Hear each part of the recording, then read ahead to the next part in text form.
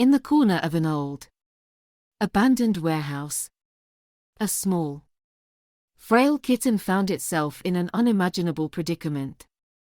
Its fur was matted, covered in dirt and grime, and its soft paws, once meant for play and exploring the world, were now stuck.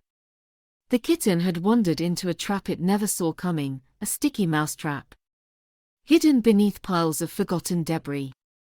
It had been days since the kitten had become ensnared. And now, exhaustion weighed heavily on its tiny body. The trap's powerful adhesive clung to its fur and skin. Every twitch, every desperate attempt to free itself only seemed to pull it further into the trap's merciless grip. The kitten's cries echoed through the empty halls of the warehouse. The sound, once loud and hopeful, had grown hoarse and weak. It had been calling for its mother, for anyone to come and help. But no one came. On the third day, the kitten's energy had all but vanished. Hunger gnawed at its stomach, and thirst dried its tongue. It lay there, panting softly, eyes half closed, resigned to its fate. It no longer had the strength to struggle. All it could do was wait. Though it wasn't sure what it was waiting for, perhaps for the pain to end, for the world to go silent.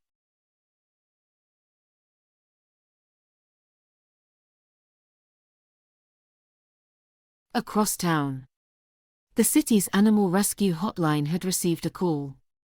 A warehouse worker, making his rounds near the building, had heard the faint cries of an animal. He couldn't see where they were coming from, but he knew something was trapped inside. He dialed the number, his voice urgent as he explained the situation. An hour later, a van pulled up to the warehouse. Two rescuers from the local animal rescue organization, Sarah and Jake, stepped out. They had received countless calls like this before, and while they always approached each case with care, they couldn't help but wonder how serious this one would be. They hoped they weren't too late. Armed with flashlights, gloves, and cages, they entered the dimly lit warehouse. The smell of dust and mold filled the air, and their footsteps echoed as they carefully navigated through the maze of old crates and forgotten equipment. The warehouse was vast, but the sound of soft whimpers guided them toward the corner. "There," Jake whispered, pointing his flashlight toward a small, curled-up figure on the ground. Sarah's heart sank. The kitten was barely moving. Its tiny chest rose and fell with shallow breaths, and its body was covered in sticky adhesive from the trap. Without hesitation, she moved closer, kneeling down beside the kitten, speaking softly to reassure it. "It's okay, little one. We're here to help," she said, though she knew the kitten couldn't understand her words. Still, her voice carried warmth and calm, hoping to soothe the terrified creature.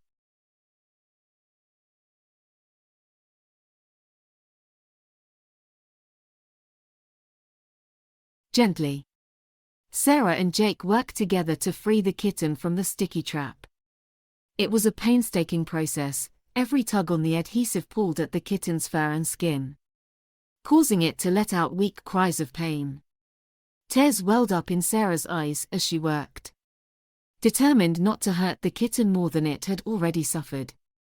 The glue was thick and stubborn, sticking to everything it touched. Sarah carefully trimmed away bits of the kitten's fur that were beyond saving, while Jake applied a special solution to help dissolve the adhesive. Slowly but surely, they made progress. After what felt like hours, the last bit of glue was removed, and the kitten was finally free. Exhausted and trembling, the kitten could barely move, but its eyes flickered open, meeting Sarah's gaze for the first time. There was a glimmer of life in those eyes, A small spark of hope that hadn't been there before. "It's going to be okay," Sarah whispered, gently wrapping the kitten in a soft towel. "You're safe now."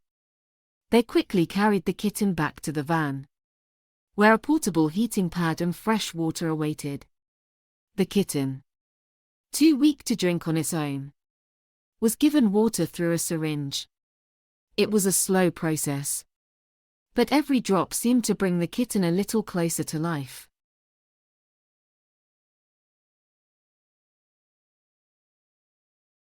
The next few days were crucial for the kitten.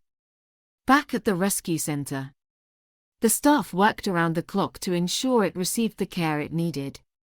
The kitten, who they decided to name Lucky, was still weak. But there was a determination in its tiny body. It was as if it knew that it had been given a second chance, and it wasn't going to give up. Lucky was cleaned thoroughly, and his fur, though still patchy in some places from where it had been cut, began to regain its softness. He was fed small amounts of food and water every few hours, slowly regaining his strength. Each day, Lucky grew stronger, his once dull eyes now bright and curious. Though he had been through so much, there was no trace of fear in him. When the rescue workers came to check on him, he would greet them with soft purrs and nuzzles, his way of thanking them for saving his life. As the days turned into weeks, Lucky's health improved dramatically. His fur grew back, thicker and shinier than before. He had gone from a frightened, helpless kitten to a playful, affectionate companion. He loved to chase after string toys, his little paws no longer sticky and trapped but free to explore and play as they were meant to.